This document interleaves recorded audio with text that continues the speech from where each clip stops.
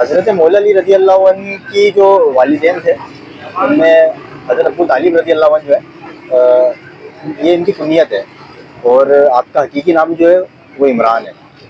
آپ اپنی کنیت سے زیادہ مشہور ہوئے، اور حضرت مولا علی رضی اللہ عنہ کی جو والدہ ہیں وہ فاطمہ بنت اسد رضی اللہ عنہ آپ کا نام ہے۔ حضرت فاطمہ بنت اسد رضی اللہ عنہ وہ دوسری خاتون ہے جنہوں نے اسلام قبول کرا۔ سب سے پہلے اسلام قبول کرنے والی خاتونوں میں حضرت ام المومنین حضرت خدیجہ کبریٰ رضی اللہ عنہ ہے، ان کے بعد کیا کہتے ہیں حضرت فاطمہ بنت اسد رضی اللہ عنہ کا نمبر آتا ہے۔ جب حضور علیہ الصلوۃ والسلام اپنی والدہ کے شکم گھر میں تھے تو اس وقت آپ کے والد حضرت عبداللہ رضی اللہ عنہ 25 برس کے تھے اور آپ کا وصال ہو گیا تھا۔ اور جب حضور اس دنیا میں رونق افروز ہوئے، جلوہ گر ہوئے، دنیا میں تشریف لے کر آئے، اس کے کچھ ہی عرصے کے بعد پھر آپ کی والدہ ماجدہ کا بھی وصال ہو گیا۔ پھر اس کے بعد جو ہے حضور کی پرورش حضرت عبد المطلب رضی اللہ عنہ نے فرمائی، جو آپ کے دادا ہیں، اور پھر کچھ ہی عرصے کے بعد حضرت عبد المطلب کا بھی وصال ہو گیا۔ پھر حضور پہ دست شفقت رکھا حضرت ابو طالب اور فاطمہ بنت اسد نے۔ حضور فرماتے ہیں کہ حضرت فاطمہ بنت اسد رضی اللہ عنہ مجھ سے بڑی محبت فرماتی تھی، مجھ سے بہت پیار کرتی تھی، اور بھوکی رہ جاتی تھی لیکن مجھے بھوکا نہیں رہ رہی تھی، مطلب اپنا نوالا مجھے دے دیتی تھی۔ یہی وجہ تھی کہ حضور حضرت فاطمہ بنت اسد سے بڑی محبت فرماتے تھے۔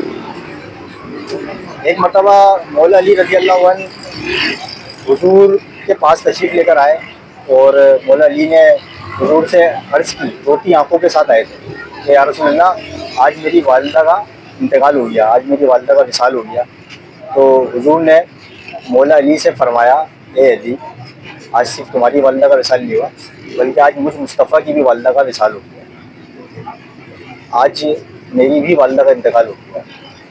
تو پھر حضور علیہ الصلوۃ والسلام حضرت فاطمہ بنت اسد رضی اللہ عنہ کے گھر تشریف لے کر آئے، اور غسل دینے والی خواتین سے فرمایا کہ حضرت فاطمہ بنت اسد کو آپ غسل دینا لیکن ان کو کفن نہیں پہنائیے گا، اور پھر 2 غلاموں کو فرمایا کہ آپ جائیں ان کی قبر تیار کروائیں۔ اور پھر حضور فاطمہ بنت اسد کے گھر میں حضرت فاطمہ بنت اسد کی باتیں بیان فرمانے لگے، ان کی اچھی اچھی باتیں بیان فرمانے لگے۔ تو اتنے میں خواتین نے پھر کہا کہ یا رسول اللہ ان کو غسل دے دیا گیا ہے اور اب کیا کریں؟ تو پھر حضور نے اپنا کرتا مبارک اتارا اور فرمایا کہ ان کے کفن سے پہلے ان کو میرا کرتا پہنائیں، میری قمیص پہنائیں، اس کے بعد ان کو یہ کفن پہنائیے گا۔ اتنے میں پھر قبر بھی تیار ہو گئی۔ پھر حضور قبر کے پاس تشریف لائے اور تھوڑی دیر کے لیے حضرت فاطمہ بنت اسد رضی اللہ عنہ کی قبر مبارک میں آپ لیٹ گئے، تھوڑی دیر تک لیٹے رہے۔ اللہ اکبر، کتنی بڑی بات ہے کہ حضور کسی قبر میں پہلے سے تیار ہوئی قبر میں لیٹ جائیں۔